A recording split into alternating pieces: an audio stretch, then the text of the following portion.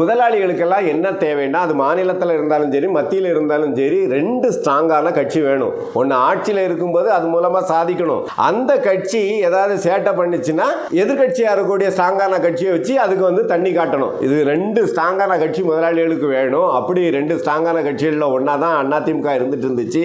அந்த கட்சியை சுக்கு நூறாக உடைச்சது மீண்டு வரும்னு பார்த்தா அது கழுத தேஞ்சி கட்டெரும்பு ஆன கதையா இல்லாமல் போயிட்டு இருக்குது. எப்படி போயிட்டு இருக்குது அப்படின்னு சொன்னால், அது வெறுமனே சசிகலா கோஷ்டி, தினகரன் கோஷ்டி, ஓபிஎஸ் கோஷ்டி, இபிஎஸ் கோஷ்டின்னு இருக்குதுன்றது மட்டும் இல்லை.